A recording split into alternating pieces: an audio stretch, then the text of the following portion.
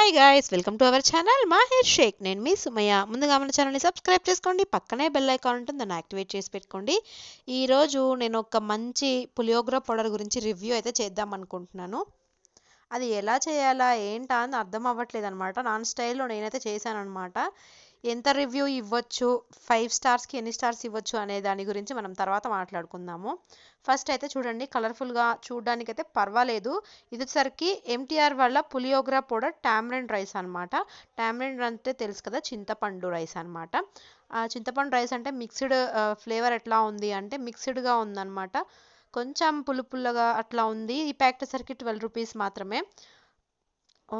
Just దాని మీద ఏముందంటే జస్ట్ కొంచెం ఆయిల్ వేసుకుని ఈ పౌడర్ కలిపేసుకుని రైస్లో కలిపేసుకుంటే అయిపోతుందో అని చెప్పైతే ఉంది. కానీ పులిహోర అంటే ఆ మాత్రం నాకు నచ్చట్లేదు. అట్లా చేద్దామన్నా కూడా మనసు ఒప్పట్లేదనమాట. నేను ఎట్లా చేద్దామని చెప్పి కొంచెం కొత్తగా ట్రై చేసుకుందామా అని చెప్పి ఒక ఉల్లిపాయ అయితే కట్ చేసి మనం కారపన్నం చేసుకునే స్టైల్లో చేసుకుంటున్నాను.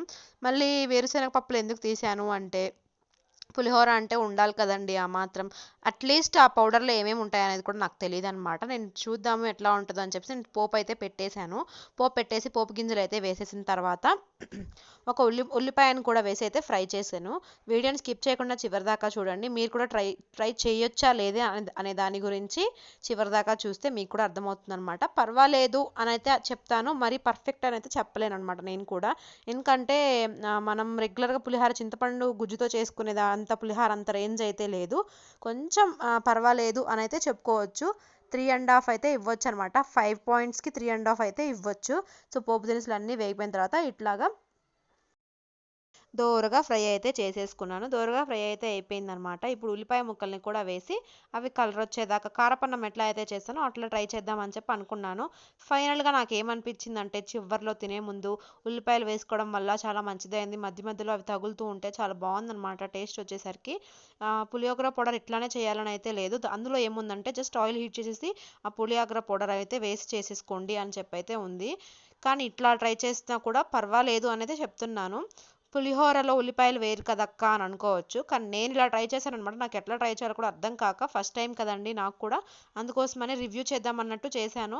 ఫస్ట్ టైం చూసేసరికి నేను కూడా షాక్ అయ్యాను అనమాట. కానీ తినేటప్పుడు కొంచెం ఉల్లిపాయలు వేసుకుంటేనే బాగుంది అనిపించింది. ఆ పులిహోర ఫ్లేవర్ అయితే అస్సలు లేదు, కొంచెం కూడా లేదనమాట. మనం కారపన్నంలో వేసుకునే కారం ఎట్లా ఉంటుందో అట్లా ఉందన్నమాట. కాకపోతే అందులో కూడా అన్ని పప్పులు ఉన్నాయి. పచ్చిపప్పు, మినప్పప్పు, శనగ విత్తనాలు అవి కూడా ఉన్నాయి అన్నమాట. ఇంక ఇవి వేసిన తర్వాత కొంచెం అట్లా ఫ్రై చేసేసి వెంటనే రైస్ అయితే వేసేసాను. చూడండి కలర్ ఏమాత్రం నాకైతే నచ్చలేదు. నేను సరే కొంచెం పసుపు, కొంచెం కారం మళ్ళీ యాడ్ చేశాను. ఇది చూడండి, నేను ఏంటో అనుకున్నాను. టేస్ట్ చూస్తే అప్పుడు అర్థమైంది. నేను మామిడికాయ ముక్క ఏమో అనుకున్నాను, కానీ కాదు, అది కొబ్బరికాయ ముక్క అనమాట. కొబ్బరికాయ తురిమితే ఎలా ఉంటుందో అలా అయితే ఉంది.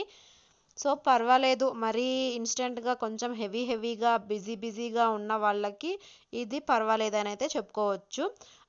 3.5 4 మార్క్స్ అయితే ఇవ్వచ్చు అనమాట 5 మార్క్స్కి. సో చూడండి, మీరు కూడా ఒకవేళ ఎక్కడైనా చిక్కితే మీరు కూడా ఒకసారి ట్రై చేసి చూడండి. సో మా వీడియోస్ కనుక మీకు నచ్చినట్టయితే లైక్ చేయండి, షేర్ చేయండి, సబ్స్క్రైబ్ చేయండి. Thank you so much for watching guys. Don't forget to subscribe.